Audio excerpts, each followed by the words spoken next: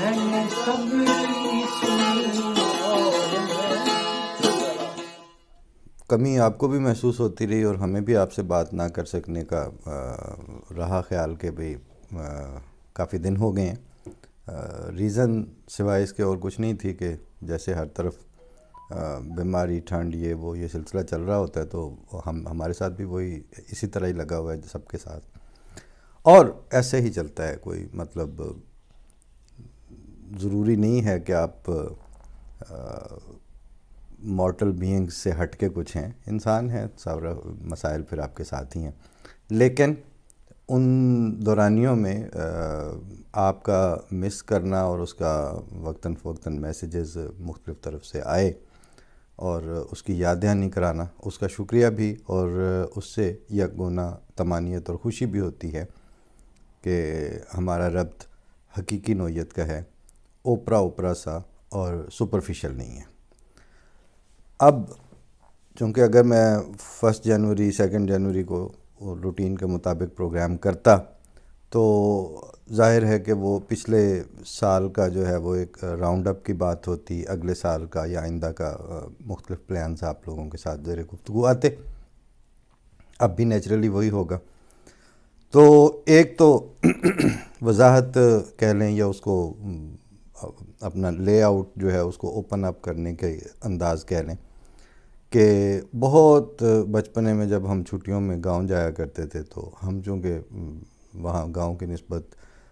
ربوہ میں شہر میں پڑھتے تھے، ایک اور ہمارا کوئی عزیز وہ کسی اور شہوپورہ یا کسی جگہ اسکول میں تھا، کسی بہتر اسکول میں. تو ایج ہوگی یہی 11 سال 12 سال کر لیں. تو اس زمانے میں جو ہمارے ایجڈ ہم سے بڑے کزنز اور عزیز و اقارب تھے، انہوں نے ایک طرف اس کو بلا لینا اور دوسری طرف سے مجھے بلانا کہ جی وہ اس کا نام نصر تھا. تو وہ کہتے تھے اچھا آؤ جی نصر بھی آیا تے بھی آیا تے آجو مقابلہ کرائیے، کنوں بہتا سبق آندا ہے یا کون زیادہ مطلب اس حساب میں پڑھا لکھا ہے. تو خوشی ہوتی ہے مجھے یہ آج بھی سوچ کر کہ میں نے اس زمانے میں بھی یہ کہا تھا کہ یہ جو آپ کام کرنے لگے ہیں یہ تو ککڑ لڑانے والا کام ہے. تو ہم اسکول میں پڑھتے ہیں، ککڑ لڑانے والا طریقہ جو ہے نا وہ ہمارے اوپر اپلائی نہ کریں، اور میں نے کبھی بھی اس میں حصہ نہیں لیا تھا کہ یہ کیا طریقہ ہوا. اسی طرح سے بعد میں بھی زندگی کا جو چلن بنا آہستہ آہستہ آہستہ وہ انسان کی شخصیت کا حصہ بنتی جاتی ہے بات. تو جہاں کہیں مسابقت ایک الگ چیز ہے، لیکن ایک خواہ مخواہ مقابلے پہ اتر آنا اور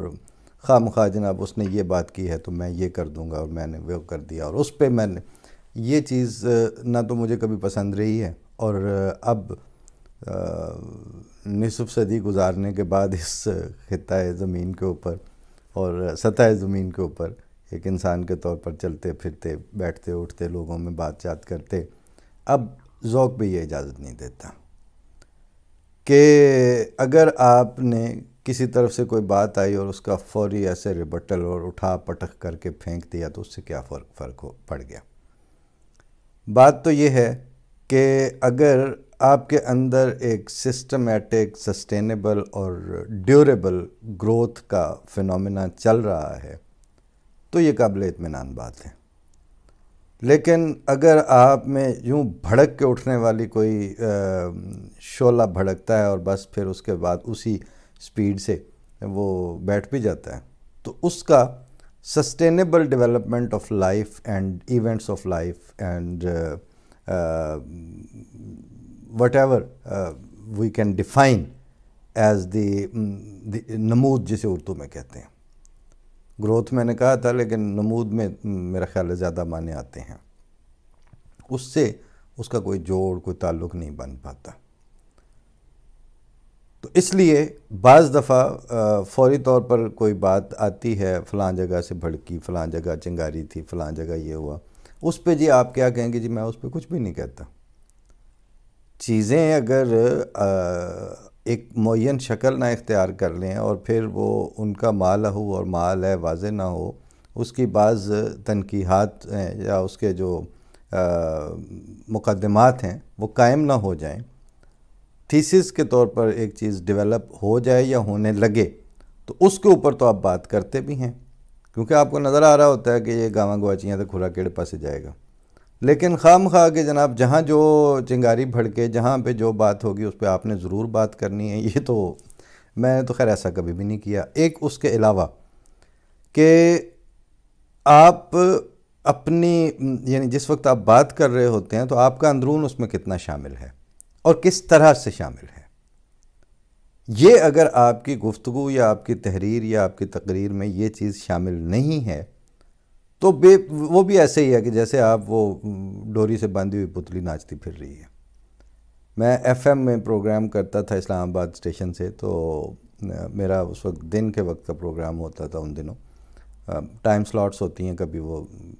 10 سے 12 کی، کبھی شام کی، کبھی رات لیٹ نائٹ کی. تو ان دنوں دن میں 10 سے 12 والا میرا شو ہوتا تھا. اور ایک مختصر سے دورانیے کے لیے ہماری اسٹیشن ڈائریکٹر آئی تھیں، جن کا نام مجھے یاد نہیں ہے، لیکن بہرحال وہ پروگرام سنتے سنتے انہوں نے دورے کرنے ہوتے ہیں اسٹوڈیوز میں بھی آتے آتے. جب میں نے وہ گفتگو کے بعد سائن آف کر کے وہ درمیان میں گانا چل رہا ہوتا ہے تو وہ دروازہ کھول کے اندر آئیں، تو ساتھ ان کا سٹاف بھی، تو پتہ چل گیا ان کے ششکوں سے کہ یہ اسٹیشن ڈائریکٹر ہی ہوں گے. بھائی آپ جیسے بات کر رہے ہیں اس طرح تو نہیں، ایف ایم پہ تو آپ کو ذرا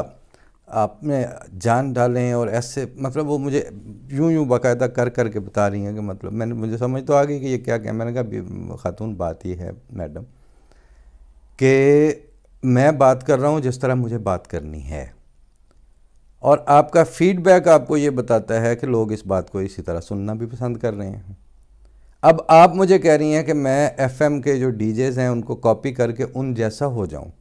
تو اس کا سمپل آنسر یہ ہے کہ میں اپنے حصے میں ریڈیو میں کوئی جو بھی تہذیب مجھے سمجھ میں آئی ہے اس کا کچھ حصہ ایز اے ان پٹ دے سکوں تو وہ بڑی بات ہے. لیکن what ever civilized and dignified behavior I have, I would not compromise on that. وہ میں کیوں کروں؟ وہ ہو نہیں سکتا. ایک طریقے سے بات کرتے آئے ہیں، اسی طریقے سے لوگ ہماری بات سنتے آئے ہیں، ہم آئندہ بھی اسی طرح بات کریں گے. 10 سال تک پھر ہم نے بات کی تو اپنے ہی انداز میں کی. وہ ان کا تو خیر تھوڑا سا ٹینیور تھا، 3-4 مہینے کے لیے رہیں، پھر وہ بھی آگے پیچھے ہو گئیں جس طرح وہ سیاسی پوسٹنگز ہوتی ہیں. لیکن جو ہمارے دانشور قسم کے اسٹیشن ڈائریکٹرز رہے ان سے آج تک یاد اللہ ہے.